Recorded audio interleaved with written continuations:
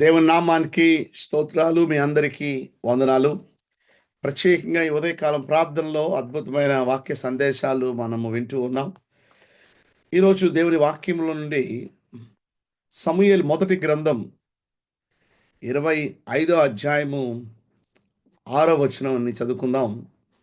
ఆ భాగ్యవంతునితో నీకును నీ ఇంటికిని నీకు కలిగిన అంతటికిని క్షేమం అవునుగాక అని పలికి ఈ వర్తమానము తెలియజెప్పవలను.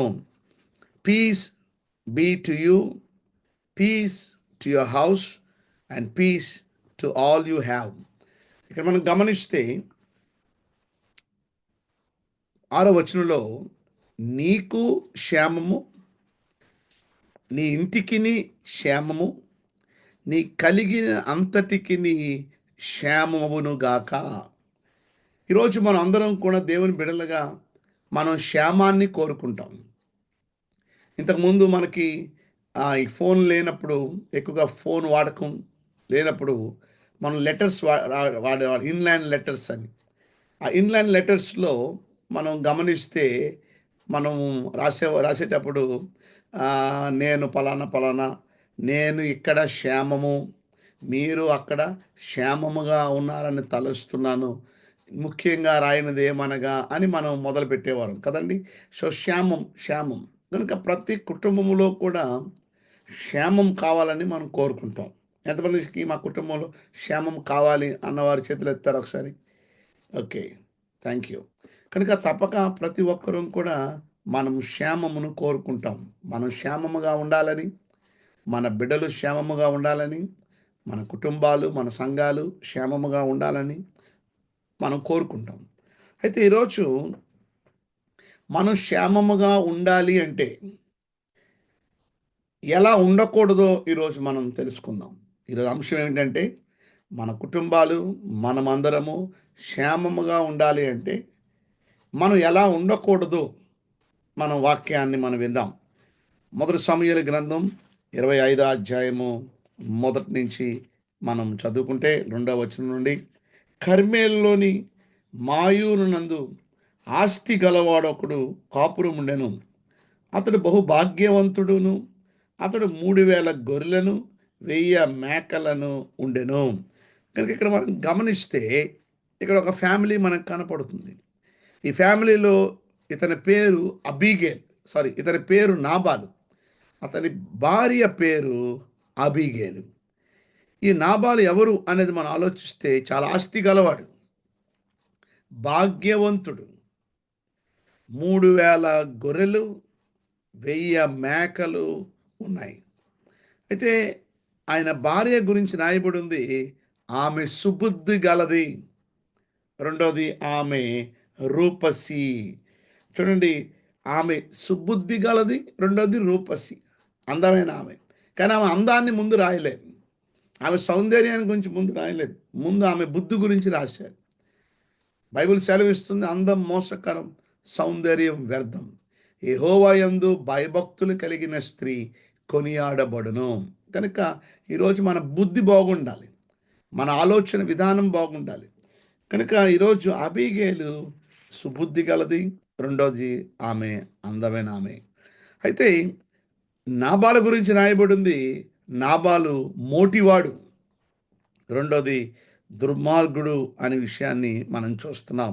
ఈరోజు మన కుటుంబంలో క్షేమం ఉండాలంటే మనం ఎలా ఉండకూడదు అనేది మనం చూస్తే, మొట్టమొదటిగా మనం గమనిస్తే ఈ నాబాలు ఆ గొర్రెల కాపరులు, వారు అరణ్యములో ఉన్నప్పుడు అక్కడ ఆ గొర్రెల కాపరులు ఆ నాబాలు యొక్క మేకల్ని గొర్రెల్ని మేపుతుండగా ఆటోమేటిక్గా అరణ్యంలో ఉన్నప్పుడు, అడవిలో ఉన్నప్పుడు క్రూరమైన మృగాలు అటాక్ చేసే అవకాశం ఉంది. అలాగే కొంతమంది దొంగలు ఆ గొర్రెల్ని ఆ మేకల్ని ఎత్తుకుపోయే వాళ్ళు ఉంటారు. అయితే ఆ సమయంలో దావీదు మనుషులు అరణ్యంలో ఉన్నారు.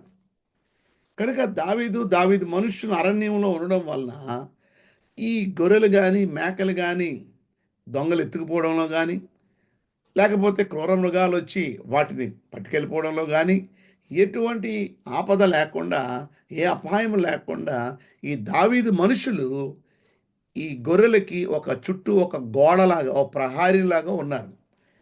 కనుక వారు ఒక ప్రొటెక్షన్‌గా ఉన్నారు. అందును బట్టి నాబాలుకి కూడా ఎక్కడ ఆస్తి నష్టం కలగలేదు. ఒక్క గొర్రె కూడా చనిపోవడం గానీ, ఒక మేక కూడా పోవడం గానీ లేదు. కనుక ఒక గొప్ప లాభము తీసుకొచ్చినట్టే దావీదు మనుషులు నాబాలుకి. అయితే ఒకానొక పరిస్థితిలో ఏం జరిగిందంటే, 4వ వచనంలో, మొదటి సమూయేలు గ్రంథం 25వ అధ్యాయము 4వ వచనం. నాబాలు గొర్రెల బొచ్చు కత్తెర వేయుచున్నాడని అరణ్యమందున్న దావీదు విని, తన పనివారిలో 10 మందిని పిలిచి వారితో ఇట్లనెను, మీరు కర్మెలునకు నాబాలునద్దకు పోయి నా పేరు చెప్పి కుశల ప్రశ్నలు అడిగి, ఆ భాగ్యవంతునితో నీకును నీ ఇంటికిని నీకు కలిగిన అంతటికిని క్షేమమును గాక అని పలికి ఈ వర్తమానమును తెలియజెప్పవలెను. 8వ వచనంలో, నీ పనివారిని నీవు అడిగిన యెడల వారు అలాగు చెప్పుదురు. కాబట్టి నా పనివారికి దయ చూపుము. శుభదినమున మేము వచ్చితిమి కదా! నీకిష్టం వచ్చినట్టు నీ దాసులకును నీ కుమారుడైన దావీదునకు ఇమ్ము. కనుక ఇక్కడ మనం గమనిస్తే ఈ గొర్రెల బొచ్చు కత్తిరించే సమయంలో నాబాలు ఒక మంచి పార్టీ చేశాడు. ఎందుకంటే మంచి లాభం వచ్చింది. గొర్రెలేమి తప్పిపోలేదు. గొర్రెలేమి పోలేదు. కనుక మంచి లాభంతో అతడు ఆ గొర్రెల బొచ్చు కత్తిరించే ఆ పనిలో ఆ టైంలో నాబాలు వారి పనివారికి పార్టీ చేస్తున్నాడు. కానీ ఈ పార్టీ విషయం దావీదుకి తెలిసింది. అరే! మనం నాబాలుకి చాలా ఉపకారం చేశాం. నాబాలుకి చాలా మనం మేలు చేశాం. కనుక తప్పక మనం వెళ్తే, ఎందుకంటే మనం అరణ్యంలో ఉన్నాం గనుక, మనకు ఆహారం అవసరం గనుక, మీరు వెళ్ళి నేను పంపానని చెప్పి మీరు ఎళ్లి ఆయన ఇచ్చే ఆహారాన్ని, ఆ భోజనాన్ని పట్టుకురమ్మని ఓ 10 మందిని పంపాడు. కనుక వారు వెళ్ళి నాబాలుతో మాట్లాడారు. కానీ నాబాలు గురించి మనం చదివితే 10వ వచనంలో, నాబాలు దావీదు ఎవడు? యెషయా కుమారుడెవడు? తమ యజమానులను విడిచి పారిపోయిన దాసులు ఇప్పుడు అనేకులున్నారు.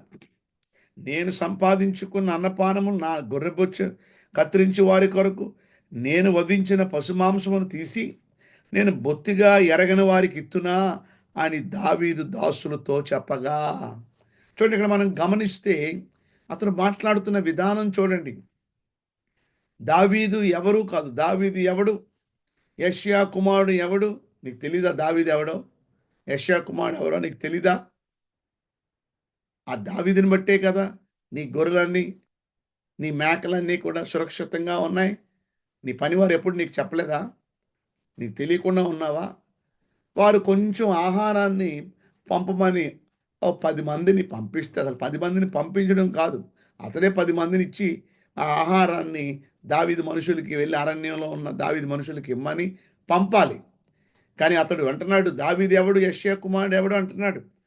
ఈరోజు నాబాల్లో ఉన్న బ్యాడ్ క్వాలిటీస్‌లో మొదటిది ఏంటి అంటే అతడు గర్విష్టి. రాసుకోండి, మొదటిది అతడు గర్విష్టి. బైబిల్ సెలవిస్తుంది. సామెతల గ్రంథం 15వ అధ్యాయము 25వ వచనంలో, గర్విష్ఠుల ఇల్లు యెహోవా పెరికివేయును. దేవుడు పెరికేస్తానంటున్నాడు. దేవుడు నిర్మూలం చేసేస్తా అంటున్నాడు. గర్విష్ఠులు దేవునికి అసహ్యులు. కనుక ఇప్పుడు నేను గర్వం గురించి చెప్పుకుని వెళ్ళిపోతే ఇంకా మనకు సమయం చాలదు. ఇంకా మనం ఎన్నో వాక్యాలు మనం చూడాలి. కనుక ఈరోజు దేవుని బిడలుగా నీ జీవితంలో కానీ గర్వం అనేది నీలో ఎంటర్ అవుతే దయచేసి త్వరగా తీసివేసుకో. లేకపోతే నీ ఇల్లు దేవుడు పెరికి వేస్తాడు. నీ కుటుంబాన్ని దేవుడు దేవుడు క్షేమానికి బదులు నీ కుటుంబంలో ఆ క్షేమంకి బదులు శాపాన్ని నువ్వు పొందుకుంటావు. కనుక ఈరోజు దేవుని బిడలుగా నీకు క్షేమము కావాలా? నీ కుటుంబానికి క్షేమము కావాలా? నీ ఆస్తికి క్షేమము కావాలా? అయితే నీలో ఏముండకూడదు? గర్వం అనేది నీలో ఉండకూడదు. తగ్గించుకునే స్వభావం మనలో ఉండాలి. తను తాను తగ్గించుకున్నవాడు హెచ్చింపబడు. తను తాను హెచ్చించుకున్నవాడు తగ్గించబడు. కనుక గర్విష్ఠులుగా ఉండకండి. నాకు బలం ఉంది, నాకు చదువు ఉంది, నాకు ఉద్యోగం ఉంది, నాకు ఆస్తి ఉంది, నాకు ప్రార్థన అవసరం లేదు, నాకు దేవుడు అవసరం లేదు. కొంతమంది ప్రార్థన అన్న భయం ఉండదు, వాక్యం చదువుకోవాలనే భయం ఉండదు, దేవుని సన్నిధిలో గడపాలనే భయం ఉండదు చాలామంది. కనుక దయచేసి గర్విష్ఠులుగా ఉండకండి. దేవుని చూసుకుని గర్వపడుతున్నారు. గర్వాల రకాలు ఉన్నాయి. సౌందర్య గర్వం, కొంతమంది వారి అందాన్ని చూసుకుని వారు మిసిమిసిలాడిపోతూ ఉంటారు. దయచేసి అలా గర్వపడకండి. కొంతమందికి వారికి బలగర్వం, వారి బలగాన్ని చూసుకొని గర్వపడుతుంటారు. కొంతమందికి ధనగర్వం, వారి ధనాన్ని చూసి కనుక నీ జీవితంలో ఎలాంటి గర్వం ఉన్నదా తీసివేసుకో ఈ ఉదయకాలం. దేవుడిని అడగండి, ప్రార్థన చేయండి. ప్రభా, ఏ విషయంలో నేను గర్వపడుతున్నానేమో, నన్ను నేను చూసుకుని గర్వపడుతున్నానేమో, నా బలం చూసుకుని గర్వపడుతున్నానేమో, నా ఉద్యోగాన్ని చూసుకుని గర్వపడుతున్నానేమో, దయచేసి ప్రభువా నన్ను క్షమించండి అని తగ్గించుకోండి. దేవుడిని అడుగుదాం, దేవుని దగ్గర బతిమాలది ఉదయకాలం. ఇక్కడ మనం గమనిస్తే నాబాల్లో ఉన్న మొదటి చెడు లక్షణం, అతనిలో ఉన్నది గర్వం. ఇంకా మనం గమనిస్తే 11వ వచనంలో, నేను సంపాదించుకున్న అన్నపానములను నా గొర్రెల బొచ్చు కత్తిరించి వారి కొరకు నేను వధించిన పశుమాంసమును తీసి నేను బొత్తిగా ఎరగని వారికి ఇత్తునా. ఇక్కడ మనం నేను నేను నేను లేక నా నా నా అంటున్నాడు. అంటే ఇక్కడ మనం గమనిస్తే అతనిలో సెల్ఫిష్నెస్ కనపడుతుంది, అతనిలో స్వార్థం అనేది కనపడుతుంది. నీ ఇంట్లో క్షేమం కావాలంటే నీలో స్వార్థం అనేది నీలో ఉండకూడదు. ఈరోజు ఉదయకాలం ఎంతో అద్భుతమైన ప్రార్థనలు జరుగుతున్నాయి. కనుక మీరు తెలిసిన వారికి మీరు చెప్పాలి, తెలిసిన వారికి ఫోన్ చేయాలి. కొంతమందికి మరి ఎలా కనెక్ట్ చేయాలో కూడా కొంతమందికి తెలియదు. కనుక దయచేసి మనం ఒక్కరమే కాదు ప్రార్థనలో ఏకీవించాలని, మిగతా వారిని కూడా మనము ఆహ్వానించాలి. కనుక ఈరోజు ఏ విషయంలో కూడా మనలో గర్వం అనేది మనలో ఎన్నడూ కూడా ఉండకూడదు. రెండవది, స్వార్థం అనేది మనలో ఉండకూడదు. నా నా నా భక్తులు అంటాడు, if you say I, if you do I, you die with I. కొంతమంది ఎప్పుడు చూసినా నా కుటుంబం, నా నా నా ప్రార్థనలో కూడా కేవలం మన కోసమే కాదండి ప్రార్థన చేసుకోవాల్సింది, ఇతరుల కొరకు కూడా మనం ప్రార్థన చేయాలి. చూడండి, 5,000 ఉన్నాయి మనకి. ఈ 5,000లో నీకు దగ్గరగా ఉన్నది ఏంటి చెప్పండి? నీ యొక్క బొటన వేలు.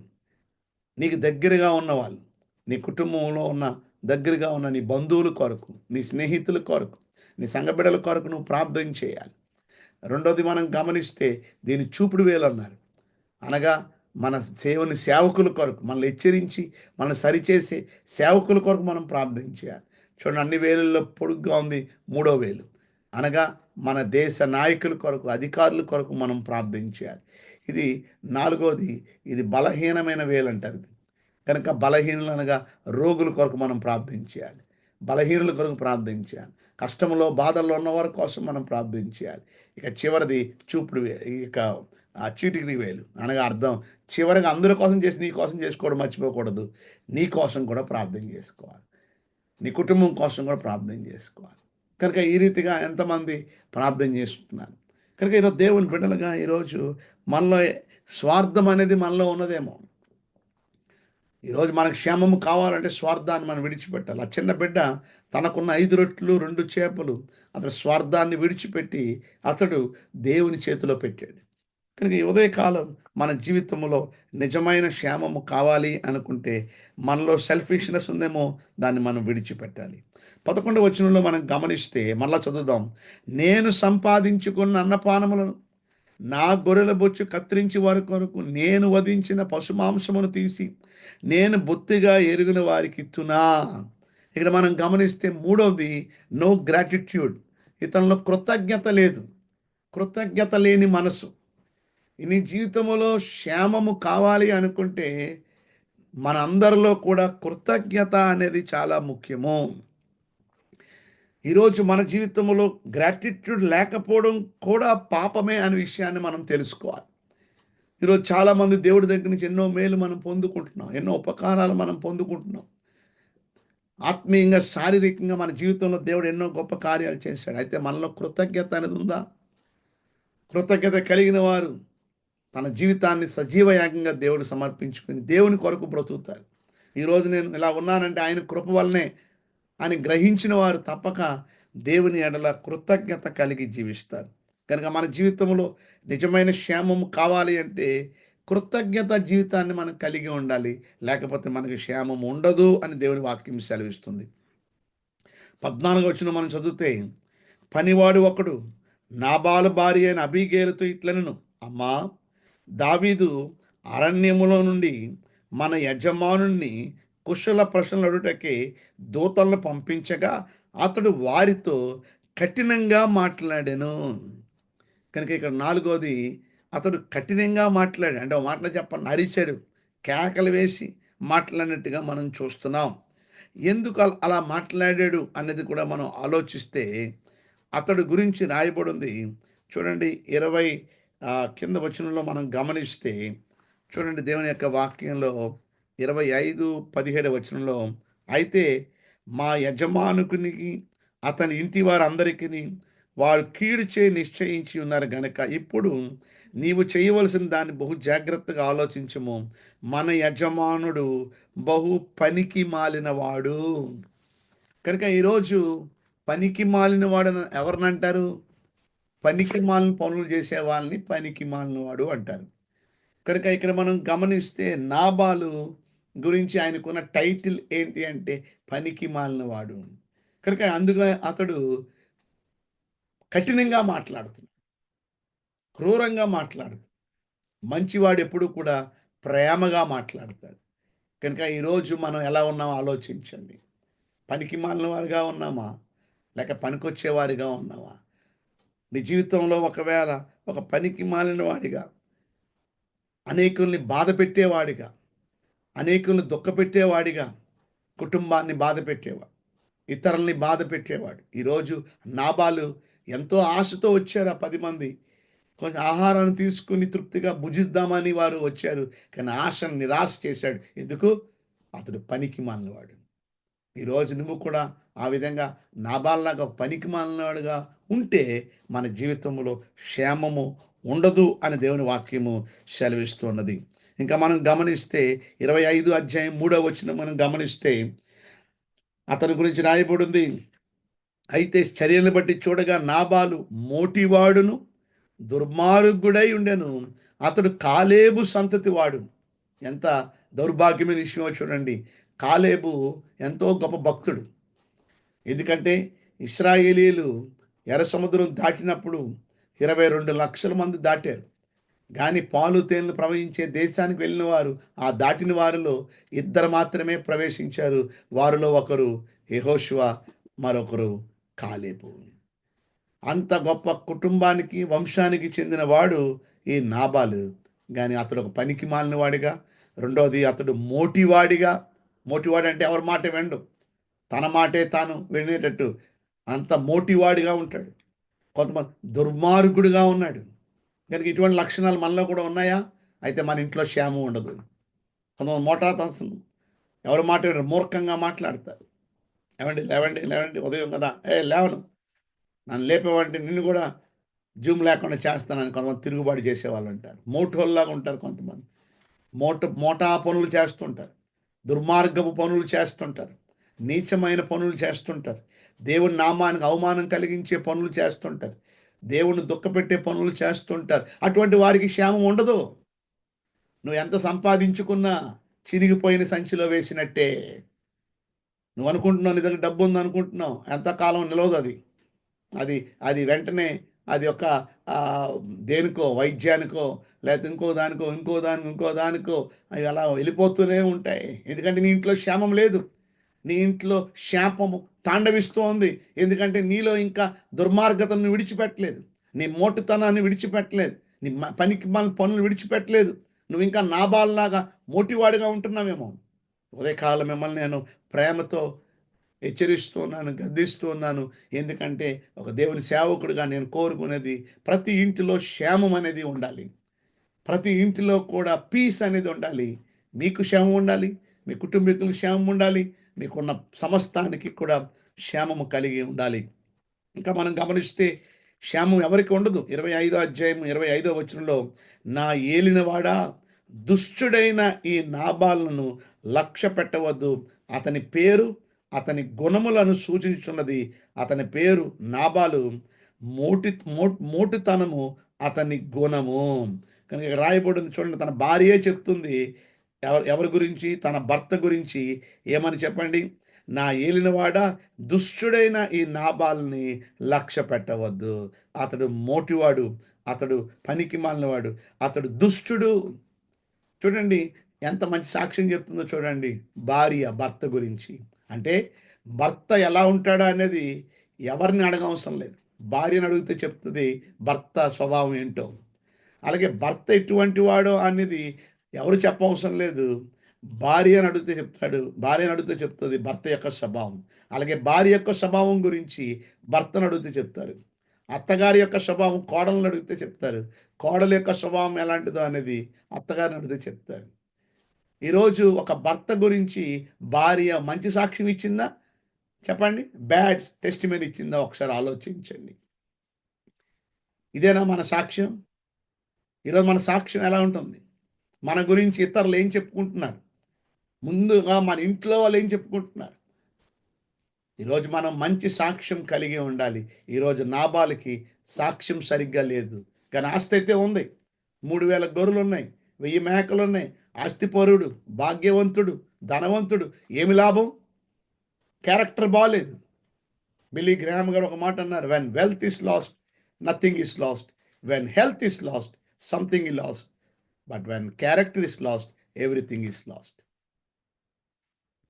ధనం పోయినా సంపాదించుకోవచ్చు. మనలో ఒకవేళ ఆరోగ్యం పోయినా మరలా సంపాదించుకోవచ్చు. కానీ ఒకసారి నీ గుణం, నీ శీలం పోగొట్టుకుంటే దాన్ని మళ్ళీ తిరిగి సంపాదించుకోలేవు. కనుక నీ జీవితంలో ఇప్పుడు వరకు నీ జీవితం దేవునికి విరుద్ధంగా ఉందేమో, దేవునికి దూరంగా ఉన్నదేమో. నువ్వు కాలేబు సంతతి వాడవైనా, నువ్వు కాలేబు వంశముల నుండి వచ్చిన భక్తి గల కుటుంబంలో నుండి వచ్చిన వాడవైనా నీ స్వభావం బాగలేదేమో. నీ కుటుంబం క్షేమంగా ఉండాలంటే, నీ బిడ్డలు క్షేమంగా ఉండాలంటే, నీ ఇంటిల్లి పాలి క్షేమముగా ఉండాలంటే, అరే అంతేకాదు ముఖ్యంగా నీవు కూడా క్షేమముగా ఉండాలంటే ఈ దుర్మార్గతను విడిచిపెట్టమని ప్రభు పేట మనం చేస్తున్నాను. చివరగా 25:36లో కూడా మనం గమనిస్తే, అబీగేలు తిరిగి నాబాలు నద్దకు రాగా రాజులు విందు చేసినట్లు అతడు ఇంట్లో విందు చేసి త్రాగుచు బహు సంతోషించుచు మత్తుగా నుండెను. కనుక ఇక్కడ మనం గమనిస్తే అతడు త్రాగుచు, చూడండి, మత్తుగా నుండెను అంటే దాని అర్థం ఏంటి అంటే అతను ఒక త్రాగుబోతు. ఈరోజు నీ జీవితంలో ఎందుకు క్షేమం ఉండదంటే నువ్వు ఒకవేళ త్రాగుబోతుగా ఉంటున్నావేమో. 2025లో ఒక మంచి నిర్ణయం తీసుకోండి. ఇంకా ఒకవేళ మీలో మద్యపానం, ఇంకా త్రాగుడు అలవాటు ఇంకా మానుకోలేదేమో, ఇంకా మీరు త్రాగుతున్నారేమో, ఇంకా దేవునికి అవమానం కలిగించే చెత్త పనులు ఇంకా మీరు చేస్తున్నారేమో. దయచేసి బాధపడకండి. నా కోరిక మీరు క్షేమముగా ఉండాలని, మీరు హ్యాపీగా ఉండాలని. కనుక దేవునికి విరుద్ధమైన పాపాలు, దేవునికి అసహ్యమైన ఏమైతే మనలో ఉన్నాయో విడిచిపెట్టండి. ఒకవేళ ఇంకా మీరు త్రాగుతూ తందనాలు ఆడుతూ ఒకవేళ మీరు బయటికి భక్తులుగా ఉంటూ లోపల వేషధారులుగా మీరు ఉంటున్నారేమో ఒక్కసారి గమనించండి. నాబాలు త్రాగుబోతుడుగా అతడు ఉండడం వల్ల అతని జీవితాన్ని చేతులారా తనకు తానే నాశనము చేసుకున్నాడు. ఆ తర్వాత మనం గమనిస్తే 37వ వచనంలో, ఉదయమున నాబాలుకు మత్తు తగ్గినప్పుడు, మత్తు దిగిపోయింది, మత్తు తగ్గి ఉన్నప్పుడు అతని భార్య అతనితో ఈ సంగతులు తెలియచెప్పగా భయము చేత అతని గుండె పగిలెను. కార్డియాక్ అరెస్ట్ అయిపోయింది, గుండె నొప్పి వచ్చేసింది. అతడు రాతి వలె బిగుసుకొని పోయెను. 10 దినముల తర్వాత జరిగిన 10 సంవత్సరాలకు కాదండి, జరిగిన 10 నెలలకు కాదు, 10 దినములైన తర్వాత యెహోవా నాబాలును మొత్తగా అతడు చనిపోయెను. చనిపోయాడు. 10 రోజుల్లోనే చనిపోయాడు. దయచేసి ఎవరు దేవుడితో ఆటలాడకండి. భయభక్తులు కలిగి ఉండండి. దేవుడు చాలా రోషము గల దేవుడు అనే విషయాన్ని ఈ ఉదయకాలం మనందరం కూడా తెలుసుకొని మన ఇంటిలో క్షేమము కావాలంటే ఎలా ఉండకూడదో మనం విన్నాం. కనుక మనలో ఇంకా గర్వం ఉన్నదేమో, మనలో ఇంకా కృతజ్ఞత లేని మనసు మనలో ఉన్నదేమో, మనలో స్వార్థం ఉందేమో, ఇంకా మనలో ఇంకా మోటుతనం ఉందేమో, మనలో ఇంకా దుర్మార్గ పనులు ఇంకా మనలో ఉన్నాయేమో, ఇంకా మనలో కఠినత్వం ఉందేమో, మనలో ఇంకా మనలో పనికి మాలిన వారిగా మనం జీవిస్తున్నామేమో, గర్విష్ఠులుగా ఉన్నామేమో, దుష్టులుగా ఉన్నామేమో, త్రాగుబోతులుగా ఉన్నామేమో. సరి చేసుకుందాం, తగ్గించుకుందాం, దేవుని మీద ఆధారపడదాం. దేవుడు తప్పక ఈ 2025లో ఒక గొప్ప బ్లెస్సింగ్స్, గొప్ప ఆశీర్వాదాలు, గొప్ప క్షేమాన్ని మనకి ఇవ్వాలని దేవుడు కోరుకుంటున్నాడు. కానీ ఈ లక్షణాలు ఏ లక్షణం అయినా మనలో ఉంటే దేవుడు సహించడు. నాబాల్ని మొత్తాడు దేవుడు. నాబాల్ ఇంటి మీదకి దేవుని ఉగ్రత వచ్చింది.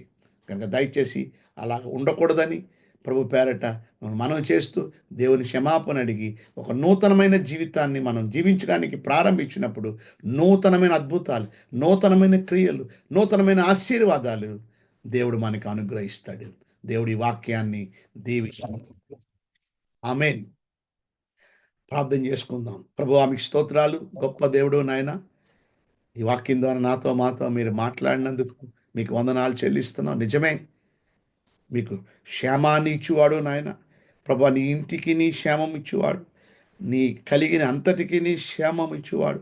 అయితే మా కుటుంబంలో క్షేమం ఉండాలి అంటే నాబాల్ లాంటి బ్రతుకు, నాబాల్ లాంటి జీవితాన్ని మాకు వద్దు ప్రభువా.